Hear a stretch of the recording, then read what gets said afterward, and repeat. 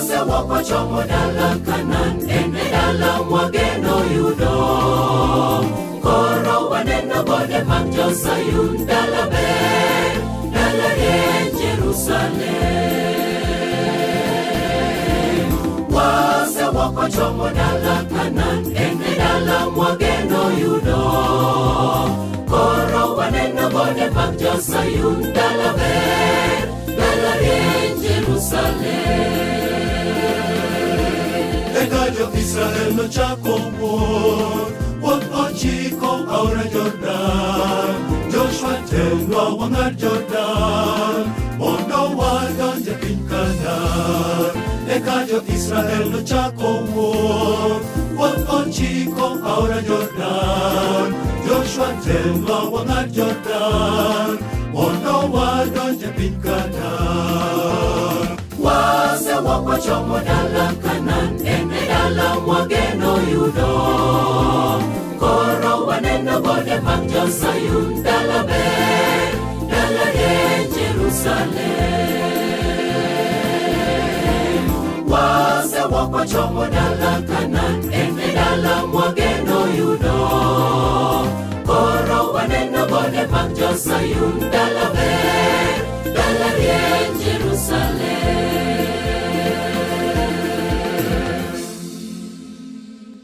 Eka jodolo nonyono pi Jordan bino chung mogingore mi jo-Israel nong'ado aora Jordan gi teko mar Nyasaye. Wase wakochomo dala Kanan, ene dala mwageno yudo. Koro waneno gode mag jo-Sayun, dala ber, dala rieny Jerusalem. Wase wakochomo dala Kanan, ene dala mwageno yudo. Koro waneno gode mag jo-Sayun, dala ber, dala rieny Jerusalem. Bwana ukongoe kwa chomo dala no Jerusalem, dala manyien. Bwana ukongoe ka Yesu telonwa. Jerusalem, Jerusalem. Yamradora ka jomaler biro. Jerusalem, dala manyien. Bwana nyona kwadonje dala no. Jerusalem, Jerusalem. Bwana ukongoe kwa chomo dala no Jerusalem, dala manyien. Bwana ukongoe ka Yesu telonwa. Jerusalem, Jerusalem. Yamradora ka jomaler biro. Jerusalem, dala manyien. Bwana nyona kwadonje dala no. Jerusalem, Jerusalem. Wase wakochomo dala Kanan, ene dala mwageno yudo. Koro waneno gode mag jo-Sayun, dala ber, dala rieny Jerusalem. Wase wakochomo dala Kanan, ene dala mwageno yudo. Koro waneno gode mag jo-Sayun, dala ber, dala rieny Jerusalem.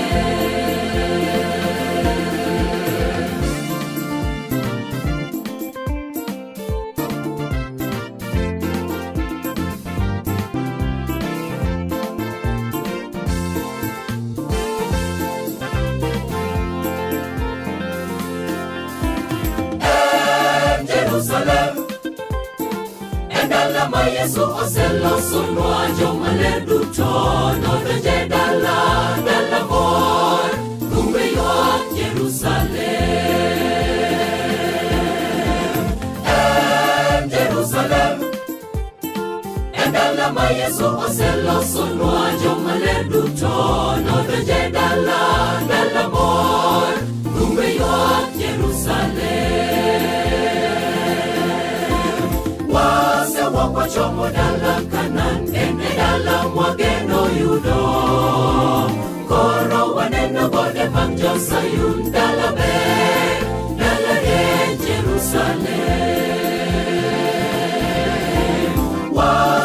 kochomo dala Kanan, en dala mwageno yudo. Koro waneno gode mag jo-Sayun, dala ber, dala rieny Jerusalem. Ma en chenro mar Injili ngima, Injili makelo ngima, kod an Lauren Achieng'. Sabato malerni arwaki mond wayud gweth mawuok e polo malo. E sabato malerni an gi welo e studio ka, welo mang'e ni jok mang'eny ong'egi, to ang'e ni jok moko be kiagi. E studio ka ang'anyisu ni gin ng'a. Kwa sani adwani mondo amosgi mond kila ng'ato mantie dala kacha ong'egi. Happy Sabbath. Happy day. Happy day. Happy Sabbath. Erokamano ahinya, amor kuom bironu e studio ka. Ang'eni nitie jok mantie dala kacha to penjori ni gin jok mage. Kik idhi mabor nikech ang'a bet gi twak kodgi ka. Sabato malerni, janenona kod jawinjona. Sabato ka sabato nyakwa bet gi lesson discussion. Ang'eni nitie jok ma ok som lesson dala kacha. Kik idhi mabor nikech e Injili ngima ka, Elder Charles Odoyo kod Elder Steve Agwa dwa kelonwa summary mar week mangima mar lesson discussion. Janenona kod jawinjona, sabato ka sabato nyaka wabet gi lulu mag Yesu ma wadendo ni Jewels of Christ e Injili ngima ka. Teacher Maureen ntie Jericho SDA to obro kelonwa lulu mag nyithindo ka. Kendo wan gi Pastor Falex mabro kelonwa sermon okinyi ma kawuono ni. Okidwa dhi mabor nikech an gi welo mawuok Starehe SDA Church Choir e studio Injili ngima koda ka. Okidwa dhi mabor nikech wadwa bet gi chenro mamit kendo chenro maber ahinya kod an Lauren Achieng'. Inya oronwa ote e 23600 kinyisowa chenro ma kawuono ni. Ka isomo lesson kata kano kisomo lesson inya oronwa ote e 23600. Nitie jok ma ok nyal yudo chenro ni. Unya dhi e View Sasa. Unya download app mar View Sasa to unya neno chenro ni kaka entiere. Kik idhi mabor ka wachako chenro mar Injili ngima.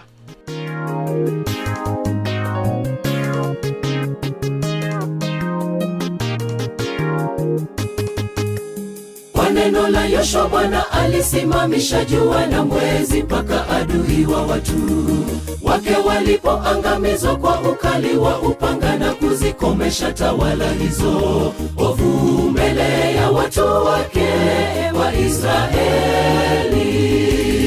Kwa neno la Yoshua, Bwana alisimamisha jua na mwezi mpaka adui wa watu wake walipoangamizwa kwa ukali wa upanga na kuzikomesha tawala hizo ovu mbele ya watu wake wa Israeli. Ovu mbele ya watu wake wa Israeli. Ewe jua simama, simama, simama mpaka magonjwa, njaa, shida, umasikini na yote yanayoumiza yatakapouona ukuu wa Mungu anaponishindia kwa mkono wake hodari na wenye nguvu. Ewe jua simama, simama, simama mpaka magonjwa, njaa, shida, umasikini na yote yanayoumiza yatakapouona ukuu wa Mungu anaponishindia kwa mkono wake hodari na wenye nguvu. Anaponishindia kwa mkono wake hodari na wenye nguvu.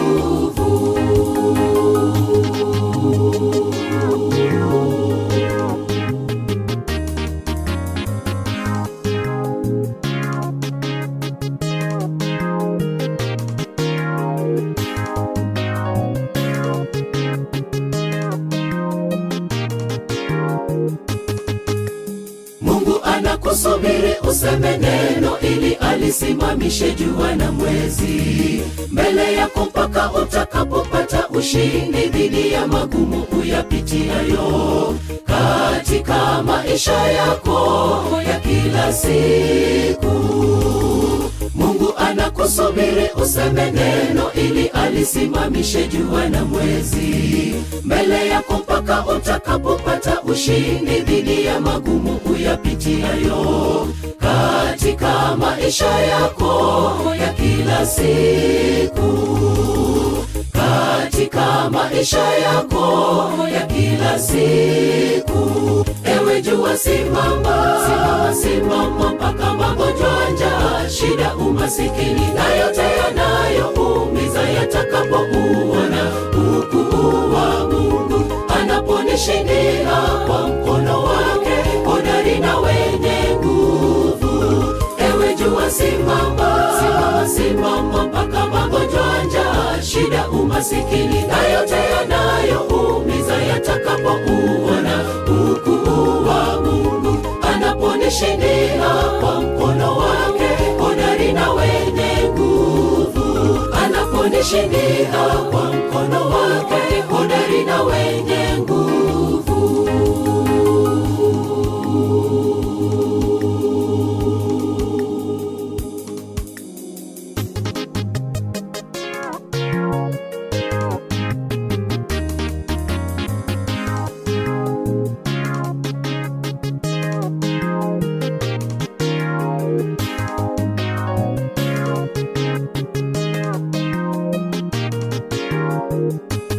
Ewe jua simama, Simama, simama mpaka magonjwa, njaa, shida, umasikini. Ewe jua simama, Simama, simama mpaka magonjwa, njaa, shida, umasikini na yote yanayoumiza yatakapouona ukuu wa Mungu anaponishindia kwa mkono wake hodari na wenye nguvu.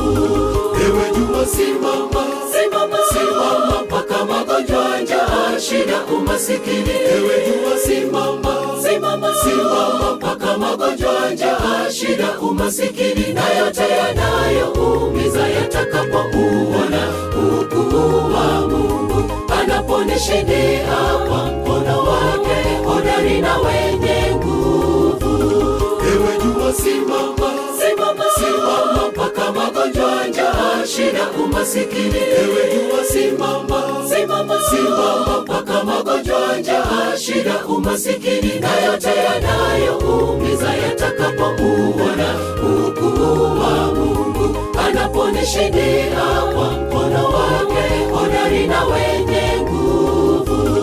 Ewe jua simama, Simama, mpaka magonjwa, njaa, shida, umasikini. Ewe jua simama, Simama, mpaka magonjwa, njaa, shida, umasikini na yote yanayoumiza yatakapouona ukuu wa Mungu anaponishindia kwa mkono wake hodari na wenye nguvu.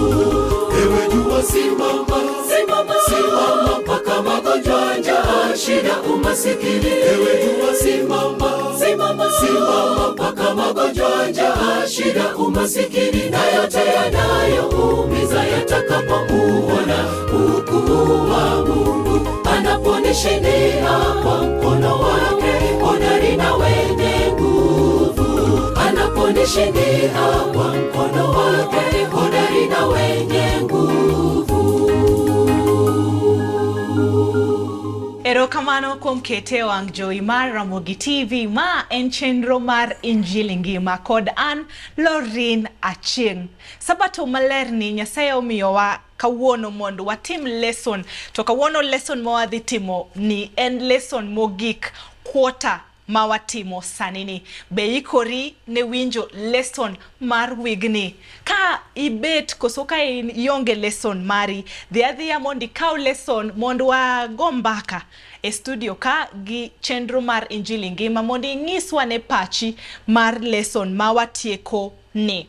Inyaoronwa ote e 23600 mondo inyiswa pachi. Sabato manokalo cha ne wawuoye wach mar dak gi jowetewa. Sabato manitie mawatimo ni mogik ni an gi jopuonj e studio ka ma gidwa nyisowa matut wadwa go mbaka ka watieko lesson mar quarter ne. An kod gi e studio ka Happy Sabbath. Happy day. Happy day. Happy Sabbath with good news. Erokamano. Amor kaneno ukendo. Amen. Ubiro mondo wa goane mbaka. E chenro mar Injili ngima. Wantie sama timo lesson. Kenye makwa uono ni. Anto ang'eyo maler nikech wasetimo tima lesson ni chakre kuota no chakre nyaka sane. Tang'eni nitie ng'ama nitie dala kacha to kiao oneno audio chieng mokwongo kawuono. Inyangiso gi nyingi kacha koko di Elder Charles. Erokamano, an Charles Odoyo. Charles Odoyo wuok Dagoretti Kona SDA Church. Awacho pile nigi nyuol ajan dewa kanyamwa. Mirogi SDA Church e bwo Lake Victoria Field. Erokamano. Rwakuni machiegni. Erokamano. Iwacho ni jok madwa neni analog gibira Dagoretti Kona. Dagoretti Kona analog. Kata ka gihero to wanyalo dhi nyaka dala. Mirogi kanyo. Mirogi. Erokamano arwaki. Erokamano Elder Steve. Inyangiso jok makia nyingi. Erokamano joneno kendo johera mar Ramogi. An iluonga ni Jayalo Steve Agwa kata jakwath Steve Agwa. Gi Nairobi ka an Kariobangi main. To gidala ane Osakwe SDA Church. Kamara aja Karachuonyo. Ija Karachuonyo. Ija Karachuonyo. Aja Karachuonyo. Na madwa kata ng'ama dwa neni nyadhi analog to yudi Kariobangi main. Kawuono to kidwa nera to Kariobangi main. Iluongo ni Eastland. Kariobangi biro kanisa. Eastland biro kanisa iluongo ni Kariobangi main. Aworo Elder ma digital but arwako janeno na kod jawinjo na sapato malerni arwaki e chenro mar Injili ngima. Chenro en wadwa gombaka ne lesson mawigni kendo wadwa tieko kuota mana kawanya chako gilemo Elder Steve. Johera ye wayud thuolo mondo walem. Nyasachwa mangima moherowa kendo momiyowa hawe ni gi gweth mar Sabato wagoni ni erokamano. Yienwa mondo wanon tie ndiko kwapuonjore kod nyithindi kanyakla achiel. Miwa e teko mar Roho Maler mondo fwenynwa tiend weche. Ni bang' weche duto to wakwanre mogwedhi jahera ni chango chunywa kod wachni, ijiwowa, irieyowa kendo ikwerowa kuonde mwabami. Gweth mari ober kodwa gi Wuodi Odoyo kod nyari Lorin. Iparo Royal Media nikwa chako Nyasaye gwedhna nyaka jowinjo gi joneno mana kuom yie e nying Yesu majawar. Amen. Erokamano janeno na kod jawinjo na kamora mora ma intie Sabato malerni arwaki kawadwa chako manasani kwa ketho sa inya tudowa gi lesson ma week manokalo cha gi wigni Elder Charles. Erokamano, ok atudu gi lesson ma week mokalo kende. Wasebedo ka wapuonjore e kwata mangima kochakore dwe mar achiel nyaka wachopo kawuono. Kendo koro watieko kwata ni dwe adek ka wapuonjore kuom wach mane wacho ni riwo polo kod piny, Kristo e buk mar Jo-Filipi kod Jo-Kolosai. Kane wachako puonjruokwa ne wayudo wach maduong' mane watenore godo ni Nyasaye oorowa mondo wawuogi wadwa land ote kendo ji mang'eny onyalo yudo thuolo mar duogo ir Kristo. Tich mar lando ote ni ema kawo piny to riwo kod polo nikech nitiere pogruok manosebedo e kind polo kod piny. Dhano kanodonjo richo, kit dhano mapile en dhano oikore mar ringo. Kowinjo dwond Nyasaye to ringo. To Nyasaye kolor to chako gi puodho mar Eden kacho Adam in kanye to loso tudruok. Koro tudruogni emoluongwa kaka jogo ma joge Nyasaye mondo wachak walos tudruok e kind piny marachni kod Nyasaye. Koro buge ariyo mosebedo kwa puonjore osebedo ka konyowa kuom lero wachni kendo puonjruok abiriyo manokalo ne wawuoyo kuom buk mar Jo-Filipi kendo thuond weche mane wayudo e buk mar Jo-Filipi namba 1 mayudo wach moro ni osandi to ok ojwang'. Wach mar ariyo mane wayudo e buk mar Jo-Filipi ni nitiere seche ma wadwa ni mondo wabed gi kinde mar bedo gi sababu, yani bedo gi reasons mar chiwo erokamano kendo lemo. To yani kata piny tek machal nade to nyaka bed kwago erokamano. Wach mar adek ne wayudo e kind tho kod ngima. An to kaka jakristo dayier mane. Wach mar 4 ne wayudo wach moro ni riwruok ei muolo, riwruok ei bolruok. Mar 5 wadwa ni jokristo onengo rieny kaka ler ei otieno. Puonjruok mar 6 ema koro ne wagika mana ni koro wayudo bedo gi chir kende kuom Kristo. Be aparo ni mane puonjruok wachako godo e Ramogi ka. Confidence only in Christ. Mano puonjruok mwachako godo ka kendo wiwa kik wil kode. Ae puonjruok mar 7 nokelowa e wach moro ni bedo jo piny ruodh polo, a heavenly citizenship. Mano watieko buk mar jo Filipi. Ae wadonje buk mar jo Kolosai mochakonwa gi puonjruok wacho the preeminence of Christ, duong' mar Kristo kod loch mare. Ae to wabiro e gimiluongo ni reconciliation and hope. Ae to wadhi e wach machielo wacho ni bedo moromo chuth kuom Kristo. Nyocha wapuonjore kuom wach moro ni dak gi Kristo. Juma mokalo nyo wapuonjore kuom wach mawacho ni dak kod jomoko, dak kod jowetewa. Kawuono watieko wachni. Kadwa ni mondo watieke kwa wacho niya. Nyo wasepuonjore kwa wuok piny ka wadongo gi buge gi puonjruogwa ni ma wachopo e riwruok. Kendo picha manie ng'e lesson ni kinene to nyo wapuonjore go wacho niya. Koro Nyasaye oselor mondo ooma individually kokela kendo riwa kode. Koro tich modong' kawuono Jo Korintho mar 2:18 wacho niya, omiyowa the ministry of reconciliation. Emomiyo kawuono puonjruok makoro wawuoye wacho ni standing all in all the will of God. Gidholuo owacho ni chung' e dwach Nyasaye e yore duto. Watieko tich. Nyasaye oseywayowa, okelowa machiegni kode, to ok owewa. Kiluongowa ni jopolo, to japolo ok cham kende. Wadwa Steve nokoni japolo ok timre nade? Ok cham kende. Koro Nyasaye dwa ni mondo wawuogi wadhiyo. To ok adhi ni ane madhi kenda. Tachokie jomoko bende timre nade? Wadhi godo mondo wadhi wayalo wachni. Emomiyo ka koro wasomo wach wich marwa mar odiochieng' ma kawuono e buk mar jo Thessalonika. E buk mar jo Thessalonika no ero mokwongo sura 5:18 to owacho niya. TV yude.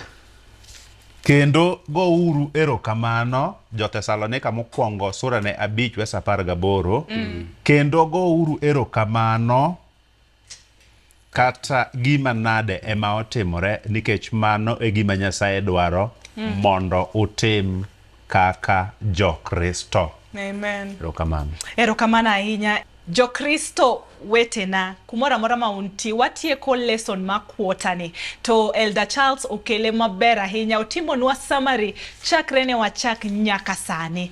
Elder Steve Agwa, inyangiso wa kawachako lesson, kawatieko. In fact, wachako lakini watieko be. Yes. The real lesson ni rumo na mamit. Kendo orumo to oweyage miluma. Nikech mi lesson ni no puonjo wanyoro ni dak gi jowetewa. Yes. Koro dak gi jowetewa ni no chaknwa go e yot. Odhin wanyaka mwatiye. Modonjo kodwa e kanisa. Mo puonjo kaka wanya dak gi jowetewa. Koro no kaka wuono wacho ni chung' e dwach Nyasaye e yore duto. To jaduong' do wacho niya, ni ja Kristo ok cham kende. Kiyudo tiluongo joma moko. Amen. Paulo oyudo rieko matut ahinya mar lando injili. Mane mwaluongo joma lando injili duto.